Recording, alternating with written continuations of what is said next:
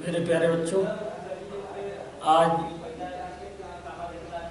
दिनांक 10/8/2020 को मैं आप लोगों के समक्ष सामाजिक विज्ञान कक्षा 10 के बच्चों के लिए पहला अध्याय लेकर आया हूँ। भारत और समकालीन विश्व। भारत और समकालीन विश्व में पहला अध्याय है यूरोप में राष्ट्रवाद का उदय। तो सर्वप्रथम हम यह देखते हैं कि यूरोप में राष्ट्रवाद का उदय किस प्रकार हुआ, कौन कौन से कारण है यूरोप में राष्ट्रवाद के उदय होने का, किन किन परिस्थितियों में यूरोप में राष्ट्रवाद का उदय हुआ। इन्हीं सब टॉपिकों पर हम आज विचार करेंगे। यूरोप में राष्ट्रवाद का उदय।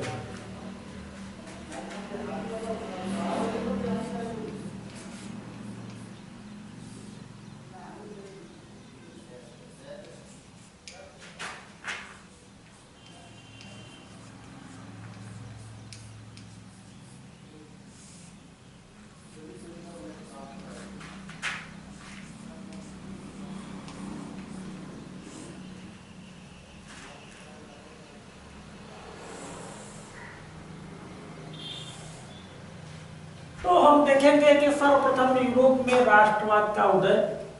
आपका अध्याय पाठ फर्स्ट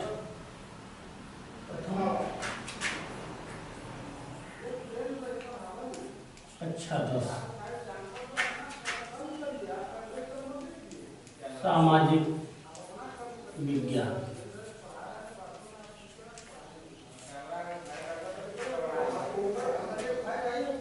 तो सर्वप्रथम हम यह देखने के समझने का प्रयास करेंगे कि यूरोप में राष्ट्रवाद का उदय कैसे हुआ। इसके लिए हम आपको विशेष तौर से समझाने का प्रयास करेंगे कि आप लोगों को समझ में आ जाए कि यूरोप में कैसे राष्ट्रवाद का उदय हुआ।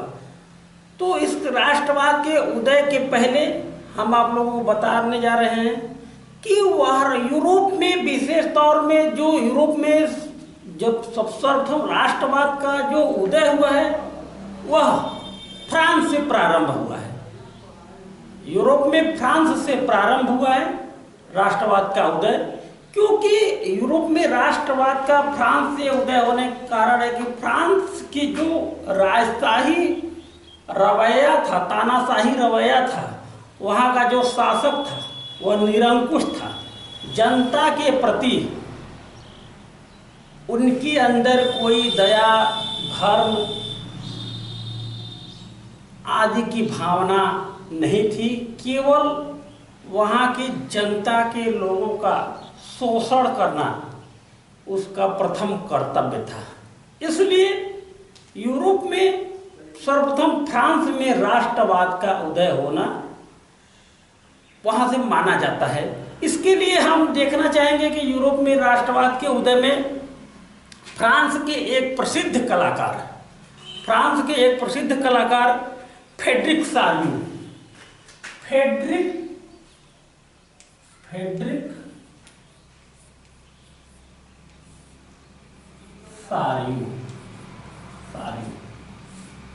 ये फ्रांस के प्रसिद्ध कलाकार थे। फ्रेडरिक सार्यू क्या थे? कलाकार। कहाँ के थे?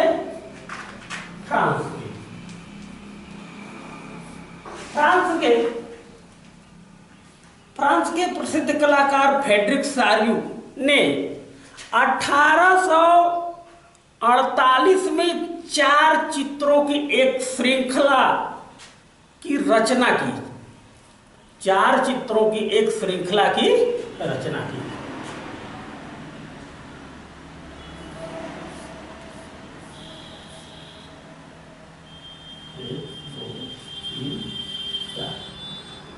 जो इन्होंने 4 चित्रों की श्रृंखला की रचना की है इन चित्रों में सारियों ने एक संसार का चित्रण किया है, एक संसार का। इन चित्रों में इन्होंने एक संसार का वर्णन किया है। यह संसार है, संसार, संसार का वर्णन किया है जो जनतांत्रिक और सामाजिक गणतंत्रों से मिलकर बना था, जो जनतांत्रिक और सामाजिक गणतंत्रों से मिलकर बना था। इस चित्र की श्रृंखला के प्रथम चित्र में जो हम आप लोगों को यह चित्र बता रहे हैं, इस चित्र के श्रृंखला के जो यह प्रथम चित्र है, इस संसार, जो यह संसार का इन्होंने यह चित्र बनाया है, यह संसार है। इस संसार में जो है इन्होंने 4 फिगर को दर्शाया था, 4 चित्रों की एक श्रृंखला को दर्शाया था। और इस चित्र में, श्रृंखला में के प्रथम चित्र में यूरोप और अमेरिका के लोगों को दर्शाया था। किसको दर्शाया था? Europe plus America.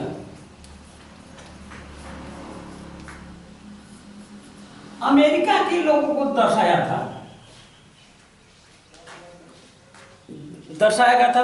और आयु और सामाजिक वर्गों के स्त्री पुरुष एक लंबी कतार में स्वतंत्रता की प्राप्ति की वंदना करते हुए जा रहे थे।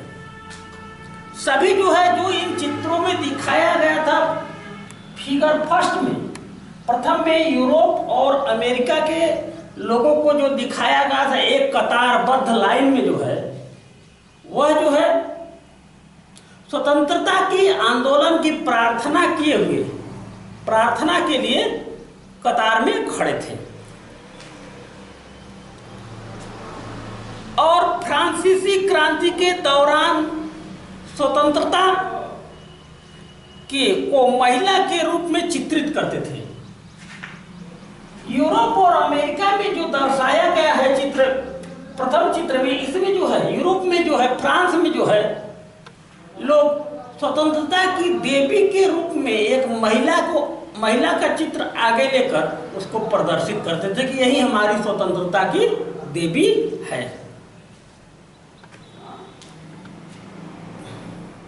और उनके दूसरी तरफ, दूसरी बात कि एक हाथ में उन आंदोलनकारियों के एक हाथ में ज्ञान का मशाल था और दूसरे हाथ में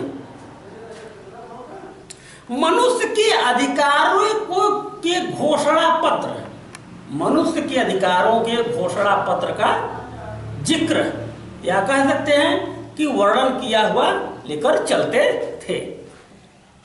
इस प्रतिमा के सम्मुख भूमि पर जो फ्रांस के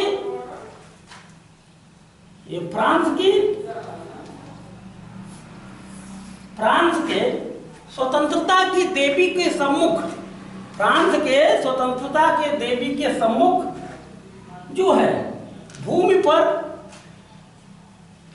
नीचे पड़े हुए निरंकुश राजतंत्र के अवशेषों को भी दर्शाया गया था। निरंकुश राजतंत्र के अवशेषों को भी दर्शाया गया था। तो इसका अभिप्राय यह है कि उसमें यह दर्शाया गया था कि किस प्रकार लोग जो है निरंकुश राजा के खिलाफ जो है एक स्वर में आवाज उठा रहे हैं और उसका परिणाम सामने दिखाई दे रहा है। सारियों के कल्पना दृश्य में विश्व के लोग पृथक राष्ट्रों के समूह में विभक्त हुए। जो फ्रेडरिक सारियो ने जो है फिगर बनाया था, चित्र बनाया था संसार का, उसमें 4 चित्रों का वर्णन किया था। तो इसमें सबसे प्रथम यूरोप और अमेरिका के लोगों को दर्शाया था। तो सारियो के जो है कल्पना दृश्य में विश्व के लोग पृथक राष्ट्रों के समूहों के रूप में विभक्त हुए। इन लोगों की पहचान उनके वस्त्रों और राष्ट्रीय पोशाकों से होती थी कि उनकी वस्त्र और वेशभूषा कैसा है उस आधार पर उसको पहचाना जाता था कि यह व्यक्ति यूरोप का है, कि यह व्यक्ति एशिया का है, कि यह व्यक्ति ऑस्ट्रेलिया का है, महाद्वीप का है। इस प्रकार उनके वेशभूषा और पहनावे के आधार पर जो है पहचान की जाती थी। स्वतंत्रता की मूर्ति से आगे की ओर इस जुलूस का नेतृत्व कर रहे संयुक्त राज्य अमेरिका और स्विट्जरलैंड अब तक एक राष्ट्र राज्य बन चुके थे। इस चित्र में फ्रांस के लोग क्रांतिकारी तिरंगा लेकर प्रतिमा के पास पहुंचते हैं। जो आपको चित्र में दिखाया गया था, इस चित्र में फ्रांस के लोग जो है क्रांतिकारी तिरंगा लेकर प्रतिमा के पास पहुंचते हैं। कैसी प्रतिमा? स्वतंत्रता की देवी, स्वतंत्रता की देवी की प्रतिमा के पास पहुंचते हुए दिखाई गए हैं। इस चित्र में जर्मनी के लोग अपने झंडे के साथ खड़े हैं। उल्लेखनीय है कि जिस समय सारियों ने यह चित्र निर्मित की, जर्मन के लोग संयुक्त राष्ट्र संघ से जुड़े नहीं थे। इस चित्र में जर्मनी के लोगों के बाद ऑस्ट्रिया,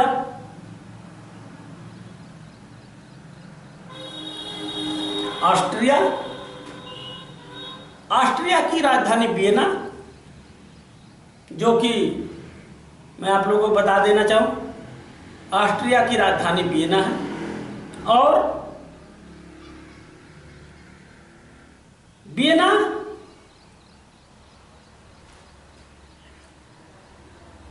में विश्व परमाणु, हम कह सकते हैं अंतर्राष्ट्रीय परमाणु संधि का केंद्र है।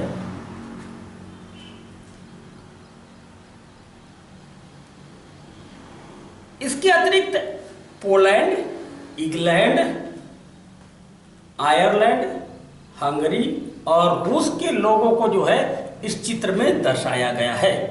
चित्र में हम देखेंगे कि ऊपर स्वर्ग से ईसा मसीह, जो इस संसार में जो यह चित्र, चार प्रकार के चित्र दर्शाए गए हैं, तो सबसे ऊपर जो है स्वर्ग से आते हुए, कहां से आते हुए? स्वर्ग से आते हुए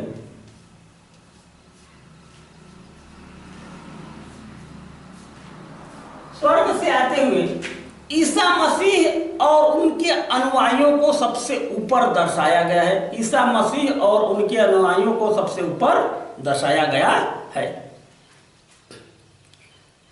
चित्रकार ने उनका उपयोग विश्व के राष्ट्रों के बीच परस्पर सामंजस्य के प्रतीक के रूप में किया है।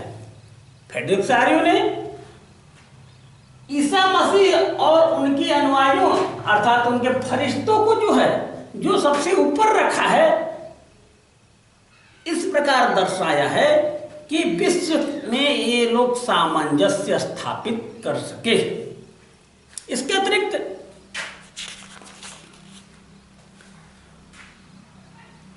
19वीं सदी के दौरान यूरोप में राष्ट्रवाद एक ऐसी शक्ति बनकर उभरा जिसमें यूरोप के राजनीतिक और मानसिक जगत में प्रबल परिवर्तन ला दिए। यूरोप के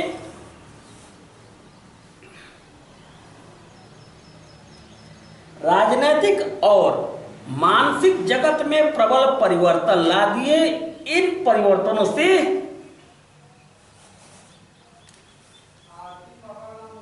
यह निष्कर्ष निकला कि यूरोप में बहुराष्ट्रीय साम्राज्यवाद के स्थानों पर एक राष्ट्र राज्य का उदय हुआ। अर्थात हम कह सकते हैं इन चित्रों से लोग इतना ज्यादा प्रभावित हुए, यूरोप के लोग प्रभावित हुए कि वह निरंकुशवाद को कुचलकर एक नए जनतांत्रिक एवं सामाजिक मूल्यों पर आधारित राष्ट्र का निर्माण किया। जिसमें यह स्पष्ट किया गया कि परिभाषित क्षेत्र पर संप्रभुता एक केंद्रीय शक्ति होगी जो उस राष्ट्र को चलाने में कारगर हो सके, कि राष्ट्र का जो यह राष्ट्र है, राष्ट्र की सारी शक्ति केंद्रित हो,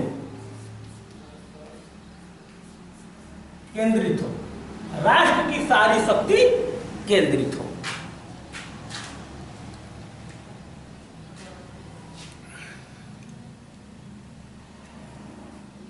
तो इस प्रकार हम देखते हैं कि फ्रांस में जो क्रांति हुई, उस क्रांति के पीछे फ्रेडरिक सारियू का विशेष योगदान, इस हम कह सकते हैं कि यूरोप में जो क्रांति हुई, फ्रांस की बात अपनी जगह है, लेकिन यूरोप में जो क्रांति हुई उसमें फ्रेडरिक सारियू के चित्रों का सर्वाधिक प्रभाव पड़ा, जिसके कारण यूरोप में राष्ट्रवाद का उदय हुआ।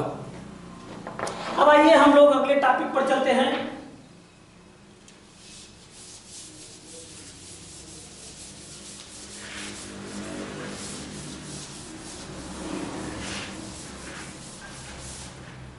अगला टॉपिक हमारा है फ्रांसीसी क्रांति और राष्ट्र का विचार। फ्रांसीसी क्रांति और राष्ट्र का विचार।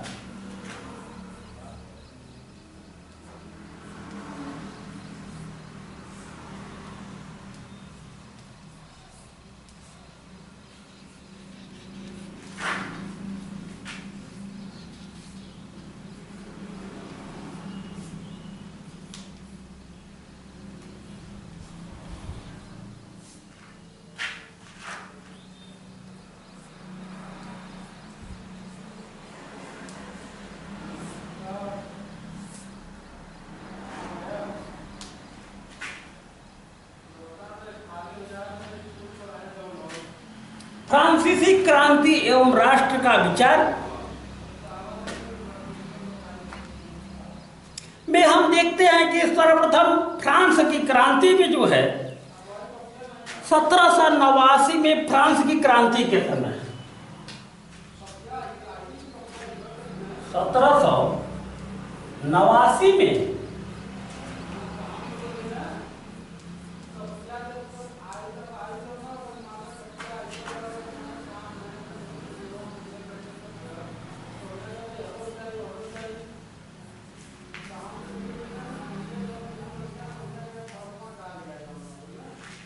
की क्रांति के समय 1789 में फ्रांस की क्रांति के समय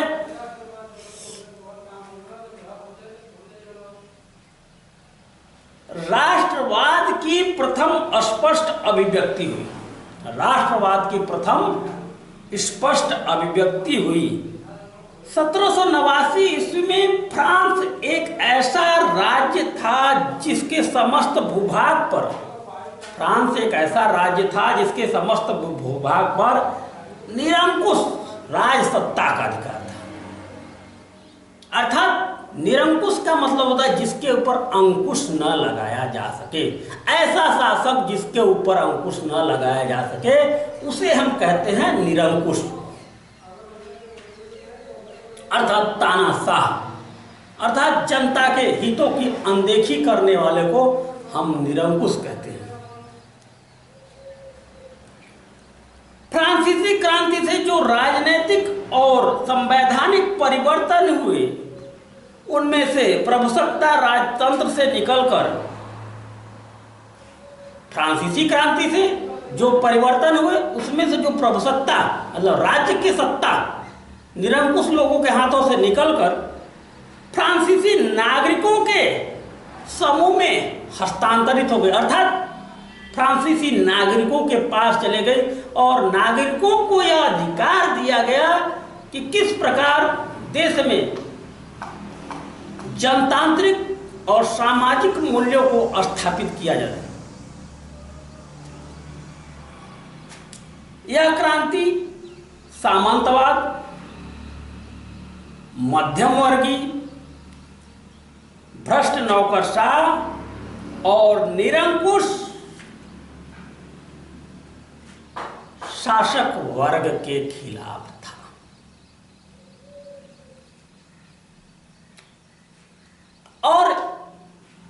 या विशेष तौर से विद्रोह जो था, जैसा मैंने आप लोगों को बताया कि यूरोप में राष्ट्रवाद का उदय, यूरोप में जो राष्ट्रवाद का उदय हुआ तो उसमें क्रांति हुई, क्रांति के परिणाम हुए, एक नए राष्ट्र का उदय हुआ। तो मध्यम वर्ग इतना परेशान हो चुका था, इतना अत्याचार हो चुका था उन लोगों के खिलाफ कि वे एक नई क्रांति की तरफ फ्रांस को ले गए। इस क्रांति के साथ ही विश्व में राष्ट्रीय जागरण और राष्ट्रीय विद्रोह का इतिहास प्रारंभ हो गया। अर्थात हम कह सकते हैं कि फ्रांस के क्रांति के ही समय से ही विश्व के प्रत्येक कोने में राष्ट्र का उदय धीरे धीरे होना प्रारंभ हो गया। फ्रांस के क्रांति के कारणों का अध्ययन करने पर हमें निम्नलिखित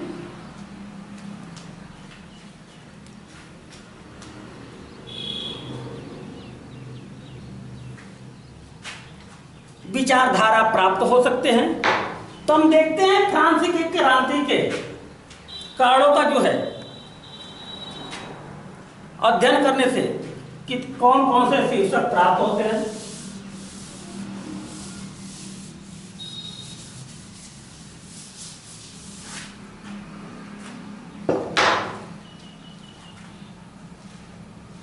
तो फ्रांस की क्रांति के कारणों को हम जांच करने के लिए निम्नलिखित तथ्यों को प्रकाशित करते हैं या प्रकट करते हैं कि किस प्रकार फ्रांस की क्रांति ने जन्म लिया। तो फ्रांस की क्रांति के कारण, फ्रांस की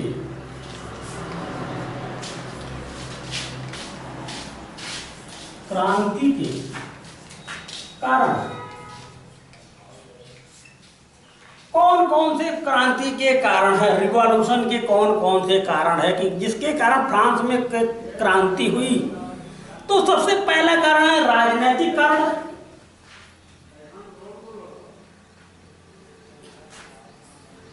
राजनीतिक कारण,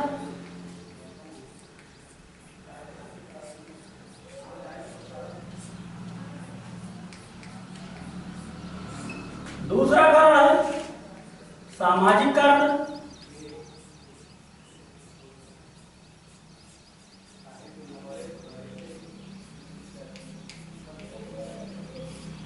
तीसरा कारण है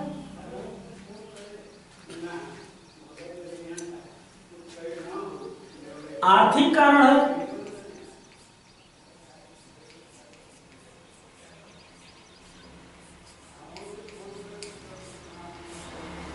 चौथा कारण है बौद्धिक कारण है,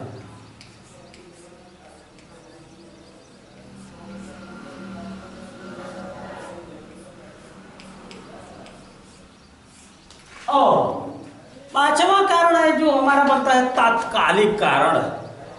इसे तो इनडायरेक्ट रूप से आप कह सकते हैं कि अप्रत्यक्ष रूप से फ्रांस के क्रांति को जन्म दिया, लेकिन वास्तविकता में देखा जाए तो वहां उस समय कौन सी परिस्थितियां उपज गई कि क्रांति के लिए लोग जो है विवश हुए। तो तात्कालिक कारण, फ्रांस की क्रांति के क्या कारण थे? तात्कालिक कारण।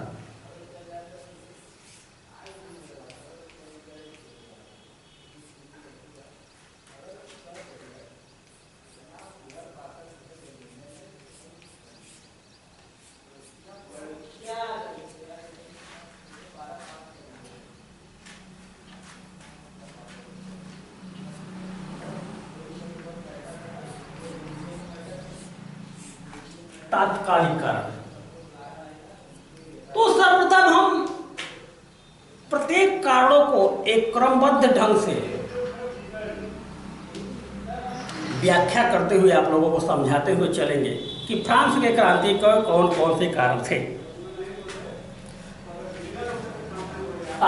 राजनीतिक कारण, सामाजिक कारण, आर्थिक कारण, बौद्धिक कारण और तात्कालिक कारण। राजनीतिक कारण, तो हम सर्वप्रथम चलेंगे फ्रांस के क्रांति के राजनीतिक कारणों का उल्लेख करेंगे कि फ्रांस के क्रांति के राजनीतिक कारण क्या थे। तो फ्रांस की क्रांति के राजनीतिक कारणों में हम सर्वप्रथम देखेंगे राजा का निरंकुश होना, राजा का निरंकुश, अर्थात हम कह सकते हैं निरंकुश शासक। निरंकुश शासक की वजह से फ्रांस के लोगों ने जो है, राजनीतिक कारणों में निरंकुश शासक की वजह से फ्रांस के लोगों ने जो है अपने शासक के विरुद्ध युद्ध छेड़ दिया, अर्थात उसकी प्रभुसत्ता को मानने से इनकार कर दिया कि जो राजा हम अपने लोगों की बातों को अनसुना कर दे, अपने लोगों के नागरिकों को हित को अहित कर दे, ऐसे लोगों को सत्ता में बने रहने का कोई अधिकार नहीं है।